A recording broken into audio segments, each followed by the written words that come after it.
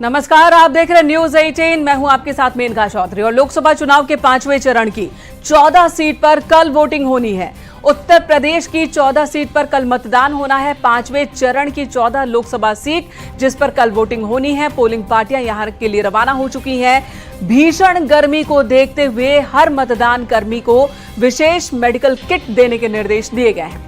साथ ही मतदान स्थल पर गर्मी से बचाव के सभी इंतजाम की जिम्मेदारी जिला निर्वाचन अधिकारियों को दी गई है। सभी जिला निर्वाचन अधिकारियों को मतदान केंद्र और पोलिंग बूथ पर मतदाताओं और मतदान कर्मचारियों के लिए जरूरी सुविधाओं को मुहैया कराने के निर्देश दिए गए हैं। ये अलग अलग जगह की तस्वीर हम आपको दिखा रहे हैं। ये 14 वो संसदीय क्षेत्र, वो संसदीय सीट जहां पर कल मतदान होना है। लखनऊ, मोहनलालगंज, रायबरेली, अमेठी, फैजाबाद, कैसरगंज, गोंडा, जालौन, झांसी, हमीरपुर, बांदा, फतेहपुर, कौशांबी, बाराबंकी लोकसभा सीट। इनमें से 10 सीट सामान्य की श्रेणी में है, 4 अनुसूचित जाति के लिए आरक्षित है।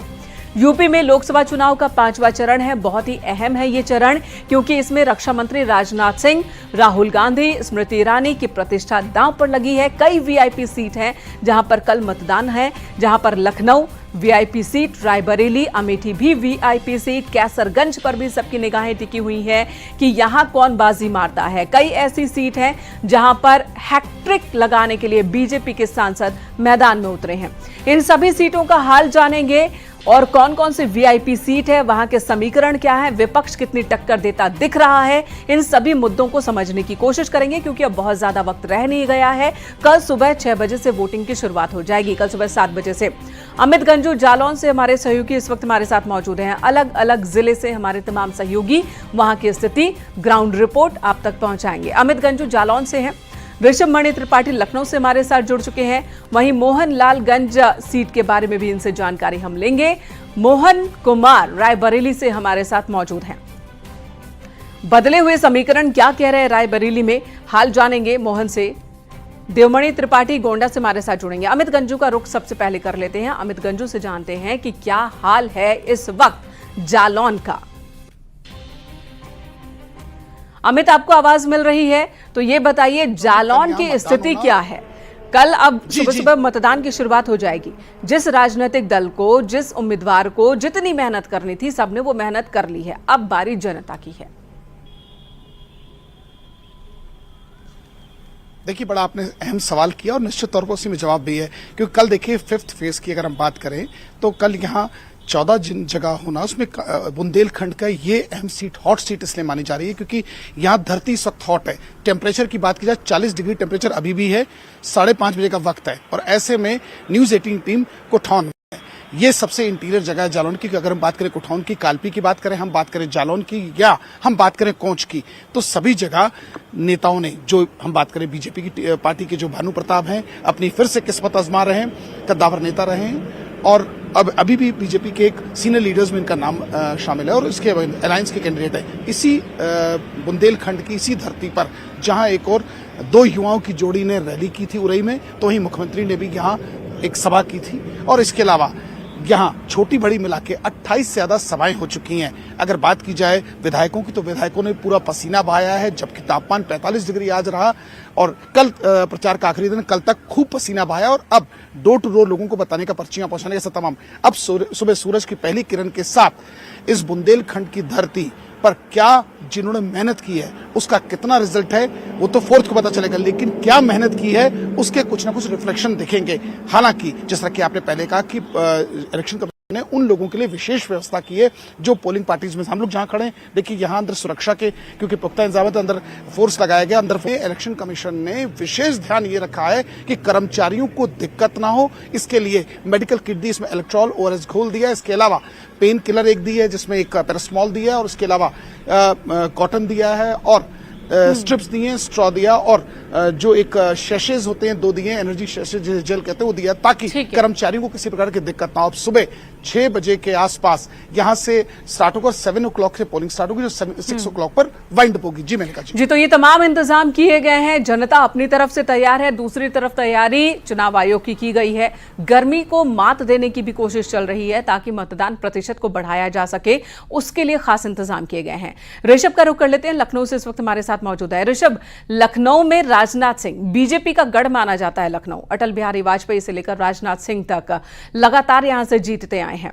क्या समाजवादी पार्टी के रविदास मेहरोत्रा उन्हें टक्कर देते दिख रहे हैं? क्या गढ़ में सेंधमारी हो सकती है? क्योंकि 2022 में 2 विधानसभा सीट पर कब्जा समाजवादी पार्टी ने बना लिया था।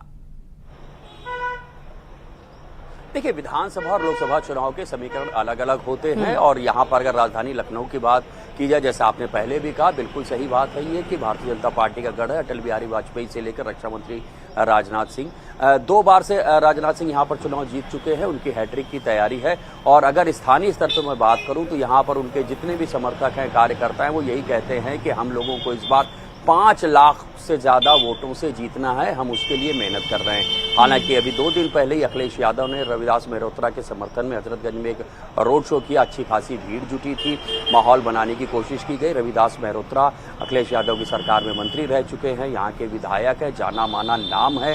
कांग्रेस के साथ गठबंधन है, लिहाजा उसका भी उनको कहीं ना कहीं से फायदा जरूर मिलेगा। एक अच्छी लड़ाई जरूर देखने को मिलेगी। बात कर लेते हैं, चूंकि कल 14 जिलों में है। अगर उत्तर प्रदेश पुलिस की बात कर ले तो बहराइच बलरामपुर का जो बॉर्डर है, इंटरनेशनल बॉर्डर है, वहां पर अलग तैनाती के निर्देश दिए गए हैं। पूरे उत्तर प्रदेश में 30 कंपनी पीएसी और 235 कंपनी करीब पैरामिलिट्री फोर्स को तैनात कर दिया गया है। 9000 करीब इंस्पेक्टर और सब इंस्पेक्टर है। 50,000 से ज्यादा कांस्टेबल, हेड कांस्टेबल्स की कल के पूरे चुनाव में सुरक्षा के लिहाज से तैनाती की जाएगी। आज अभी की अगर मैं बात कर लूं, मैं गोमती नगर के एक बूथ पर हूं। ये सेंट पीटर्स इंटर कॉलेज है, यहाँ इसको आदर्श बूथ बनाया गया। आप देख सकते हैं यहाँ पर पुलिस पहुंच चुकी है। जो पोलिंग से जुड़ी हुई टीम है वो भी धीरे धीरे करके यहाँ पर पहुंच रही है। कोशिश की जा रही है, क्योंकि जिस हिसाब से मौसम है उससे कैसे निपटा जाए, इसको आदर्श बूथ बनाया गया है। यहाँ पे अंदर टेंट वगैरह लगाया गया है ताकि लोगों को धूप से कुछ राहत मिल सके। पीने के पानी की यहाँ पर व्यवस्था की गई है।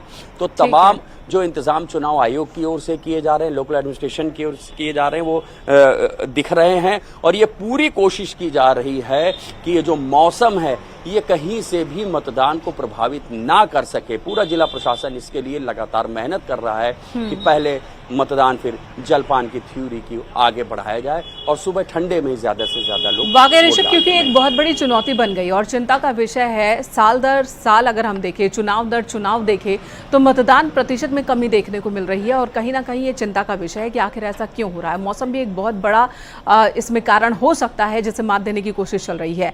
मोहनलालगंज सीट पर भी आप हाल बताएं, वहां पर कौशल किशोर वो हैट्रिक लगाने के लिए उतर रहे हैं। आरके चौधरी उन्हें पटखनी देने के लिए समाजवादी पार्टी की ओर से चुनाव मैदान में है। वहां के समीकरण क्या कह रहे हैं? क्योंकि कहा जा रहा है कि बीजेपी से सवर्णों का एक वर्ग है जो जिसका प्रभाव है मोहनलालगंज में, वो नाराज चल रहा है। तो यादवों के एक वर्ग को बोला जा रहा है कि वो एसपी से नाराज चल रहे हैं।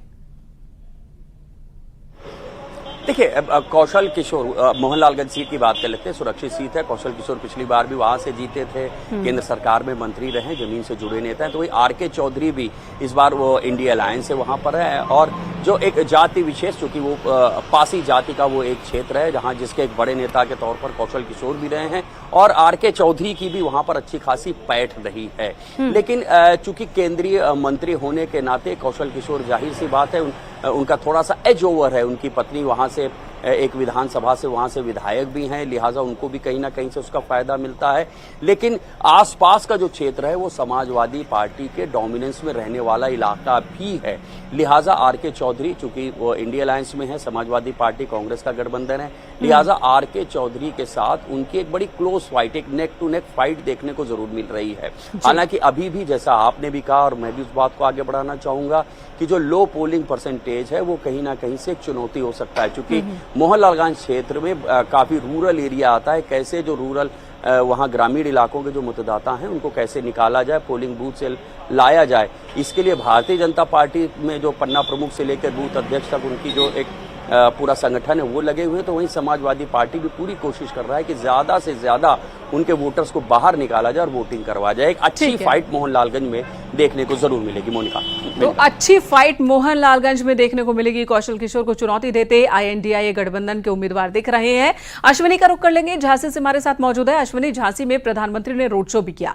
झांसी और पूरे बुंदेलखंड की बात कर ली जाए तो उस पर यूपी सरकार की भी नजर है, उस पर केंद्र सरकार की भी नजर है। कई योजनाओं की शुरुआत बीते 10 साल में केंद्र की ओर से की गई। इस पूरे बुंदेलखंड को लेकर कई योजनाओं की शुरुआत की गई है और अब उसी का हवाला देकर यहां पर वोट की अपील बीजेपी कर रही है। विपक्ष भी पूरी तरह से तैयार है। जहां से पहले उमा भारती और अब जो मौजूदा सांसद हैं वो फिर से यहां पर चुनाव मैदान में है। उन्हीं पर भरोसा पार्टी ने जताया है। कैसी फाइट वहां दिख रही है, कितनी बड़ी आबादी में वहां पर मतदाताओं की आबादी है और कैसा रुझान दिख रहा है? बिल्कुल, झांसी में 21,60,000 मतदाता इस सीट के लिए अपना नया सांसद चुनेंगे। आप समझ सकते हैं कितने बड़ी संख्या में जो मतदाता हैं वो इस सीट के लिए अपना नया सांसद चुनेंगे। मुकाबला गठबंधन के जो कांग्रेस के प्रत्याशी हैं प्रदीप जैन और जो भाजपा प्रत्याशी अनुराग शर्मा, उनके बीच सीधा टक्कर बताया जा रहा है। झांसी में तमाम जो परियोजनाएं चलाई गई, पानी वाली परियोजना चलाई गई, इसके अलावा तमाम विकास कार्य हैं। इनके दम पर जो भाजपा के प्रत्याशी अनुराग शर्मा वो वोट मांग रहे हैं। वही जो भाजपा जो प्रत्याशी गठबंधन के हैं प्रदीप जैन, अपनी जो पुराना कार्यकाल रहा है यूपी सरकार का, यहाँ केंद्रीय मंत्री थे, उन्होंने तमाम विकास कार्य कराए, उसकी दम पर वोट मांग रहे हैं। इसके साथ ही साथ तमाम जो आरोप प्रत्यारोप का दौर है वो आज शाम तक नहीं अभी तक चला है। अब जब कल मतदान होने जा रहा है, ऐसे में झांसी ललितपुर सीट की बात की जाए या जालौन गराठा सीट की बात की जाए तो दोनों ही सीटों पर जो मतदाता हैं वो कल क्या फैसला सुनाएंगे, इसको लेकर फिलहाल इंतजार करना पड़ेगा कल मतदान का। और जब 4 बजे उनको काउंटिंग होगी तब सामने आएगा। हमारे साथ कुछ लोग इस सीट के जुड़े हुए, इनसे बात कर लेते हैं आखिर किस तरीके के समीकरण अभी तक बने हैं, इसके बाद कल क्या होगा बताएंगे।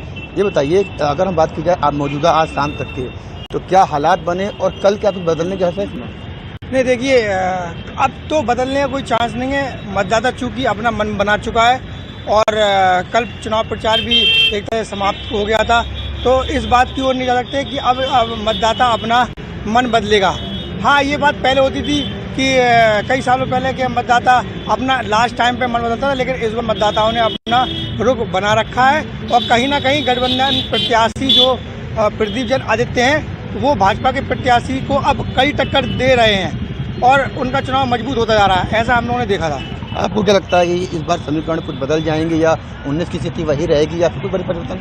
जैसे कि अभी देखा जाए, काफ़ी दिन से चुनाव प्रचार चल रहे हैं, काफ़ी जनता जागरूक भी है, लेकिन कारण ये है कि अब जो लास्ट समय आ गया है, लास्ट समय में दोनों पार्टियां, गठबंधन की पार्टियां, प्रदीप जैन जी हैं और भाजपा से अपने अनुराग शर्मा जी हैं, और दोनों का जो प्रचार रहा और सारी रही व्यवस्थाएं, उसको लेते हुए देखने में ये है कि चुनाव फंस चुका है। झांसी ललितपुर का जो चुनाव है पूरी तरीके से फंस चुका है।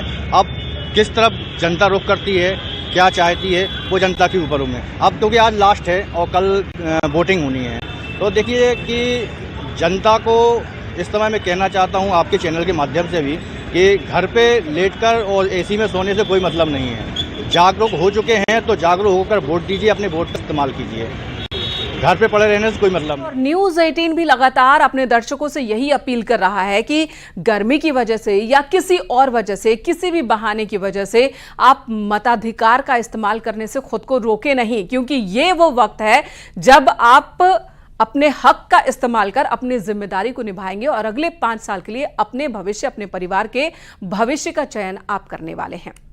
अगली रायबरेली का रुख कर लेते हैं, रायबरेली की बात कर लेते हैं। हमारे सहयोगी मोहन कुमार इस वक्त हमारे साथ मौजूद है रायबरेली से। मोहन, रायबरेली में भी समीकरण ना बहुत बदले बदले से दिख रहे हैं। सोनिया गांधी इस बार रायबरेली से चुनाव मैदान में नहीं है, वो राज्यसभा गई, उसके बाद राहुल गांधी उनकी जगह पर चुनाव लड़ रहे हैं। बात तो गांधी परिवार की ही है, लेकिन सोनिया गांधी से का यहां से हटना, राहुल गांधी का वायनाड के साथ साथ रायबरेली से लड़ना, वो भी अमेठी जो पिछली बार वो हार गए उसे छोड़कर रायबरेली को चुनना, क्या कोई असर डाल रहा है वहां के समीकरण पर? बीजेपी ने भी पूरी ताकत वहां के लिए लगाई हुई है।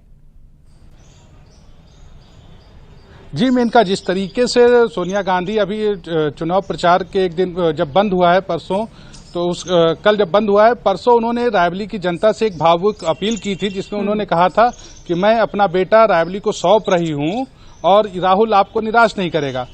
और उसी दिन गृह मंत्री अमित शाह ने भी रायबरेली में दूसरी जनसभा की। तो जहां तक प्रयास की बात की जाए तो प्रयास दोनों ही पार्टियों ने जबरदस्त तरीके से किया है।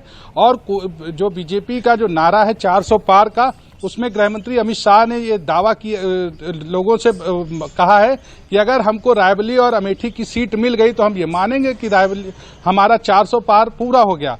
और रही बात राहुल गांधी के वायनाड से लड़ने की, तो आज रायबरेली में कुछ माइलस्टोन देखे गए हैं रायबरेली में, जो ये बता रहे हैं कि रायबरेली से वायनाड की दूरी 2000 किलोमीटर है। तो कहीं न कहीं ये जो माइलस्टोन लगे हैं रायबरेली के अलग अलग हिस्सों में, तो इसको भी प्रचार की और बीजेपी की रणनीति से लोग यहाँ के लोग देख रहे हैं। जी, पता चला कुछ मोहन कि वो माइलस्टोन लगाए किसने है? क्या बीजेपी के नेता, बीजेपी के समर्थक या आम लोग किसने लगाए, और क्या संदेश देना चाहते हैं? अभी इस बात की प्रशासन जानकारी कर रहा है कि आखिर ये माइलस्टोन किसने लगाए, क्योंकि ये जो रोड है वो एनएच की रोड है। ये किसने लगाए हैं, किसी संगठन के द्वारा, ये अभी क्लियर नहीं है, लेकिन इस मसले ने रायबरेली की लड़ाई को और रोचक जरूर बना दिया है। बहुत बहुत धन्यवाद आप सभी का इस वक्त ग्राउंड रिपोर्ट हमारे दर्शकों तक पहुंचाने के लिए। तो चुनाव आयोग की ओर से पूरी तैयारी हो गई है 5वें चरण को लेकर। गर्मी जो एक बहुत बड़ी समस्या और कह सकते हैं कि विलेन बनकर सामने दिख रही है हमें वोटिंग परसेंटेज के मामले में, तो उस गर्मी को मात देने की भी तैयारी की गई है चुनाव आयोग की ओर से। तो आप अपने से निकले बाहर और जरूर मतदान में हिस्सा ले, अपने इस अधिकार का इस्तेमाल कर कर्तव्य को जरूर पूरा करें। रुकेंगे यहाँ एक छोटे से ब्रेक के लिए, तुरंत लौटेंगे।